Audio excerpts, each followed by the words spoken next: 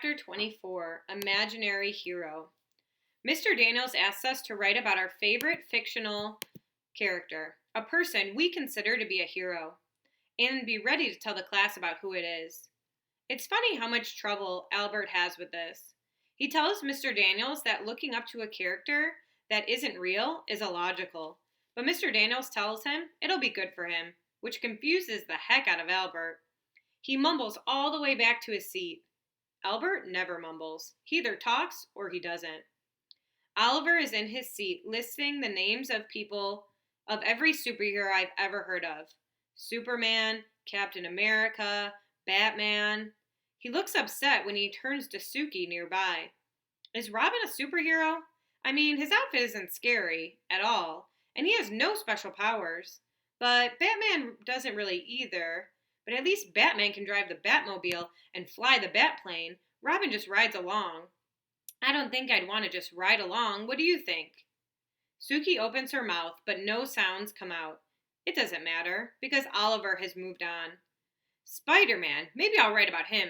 He holds up his palm in Suki's face. He shoots webs and swings from buildings. That would be the best. Hey, freak, Shay whispers, glancing over at Mr. Daniels, who is working with someone else at his desk to make sure he can't hear. We don't need to hear every word in your tiny weird in your sorry guys. We don't need to hear every weird thought in your tiny little brain. We're trying to work. Oliver's face is unmoving until he says, "If I were Aquaman, I would summon the piranhas to take you away. You could be their queen." Keisha starts laughing, and Mr. Daniels finally looks up.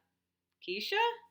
She puts her arms down on her desk and leans her forehead against it, trying to stop laughing.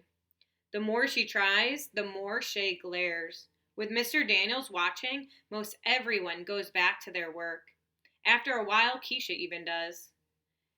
But I keep looking around the room. I love how Albert can't choose one character, while Oliver wants to write about everyone. However, I don't love how much trouble I'm having writing about my character. Makes me wish I were a fictional character. When Mr. Daniels calls me up to his desk, he's holding my paper. A teacher holding my paper is rarely a good thing, but Mr. Daniels doesn't cover my paper with red ink like other teachers. They used to look like they were bleeding.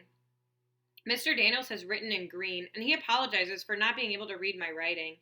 He says that my character sounds really interesting, but he'd like to know a bit more. Will you read this out loud for me? Uh-oh. I take it, squeezing my eyes into slits, trying to read my own writing. I wait for him to pressure me to try harder, to do something I can't do. He slides the paper out of my hand. Well, he says, why don't you just tell me instead of reading? First of all, tell me your person's name. I feel such a relief that I'm afraid to blink. I hate this pressure, but this time I've been saved. I keep my voice down so no one could hear. It's Roy G. Biv. Oh, wait, he says. Like the colors of the color spectrum? I nod. He stares. Before he can tell me I've messed up the directions, I say, you said fictional, and I figured you meant a book character like Alice in Wonderland. But Roy isn't real, and there isn't any other character that means as much to me as him. I love the colors, and I use them in my art, and art is about the only thing. I stop before I confess to feeling like a failure at everything else. That's clever, Allie, he tells me. I actually like that you chose someone who isn't a book character exactly. You think out of the box. I see a mind movie of me standing outside a huge glass box. Everyone else is inside it, together. Do you know what it means to think outside the box? He asks. I shake my head. It means that you are a creative thinker. You think differently than other people. Great, just once. I want to be told I'm like everyone else. It's a good thing to be an out-of-the-box thinker. People like that are world changers. Wait, his face doesn't look like this is a bad thing. Is that like setting the world on fire? I ask, smiling a bit. Exactly that, he nods. Then he stares at me long enough for me to wonder what he's thinking before sending me back to my seat. The next day, when it's time to tell the class who my character is, I begin by asking everyone what their favorite color is. It's fun. I think this part of being the teacher would be cool. I'd rather eat crayons than do the rest of it, though. I take out a color wheel that I made at home. It's white cardboard, and I've broken it up into 7 pie-shaped pieces. I figured out that each angle has to be about 51 degrees to have 7 equal pie pieces.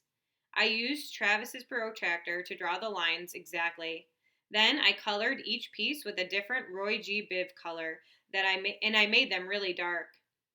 What color do you get if you mix all the colors together? I asked.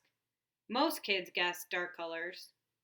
My favorite color is white, I say, because it's a mixture of all the colors. Albert nods a little. Shay tells everyone that it makes no sense, but I know the answer. If you mix paint together, that's true. But if you're talking about just the colors pure in nature, they make white when mixed together. I brought this wheel to prove it. I feel like a magician. I show them the wheel with its colors. Then I stick a paper clip that I've unbent through a hole in the center and spin the wheel. It turns white as it spins fast. As it slows down, the colors reappear. Jessica leans forward. That's pretty cool.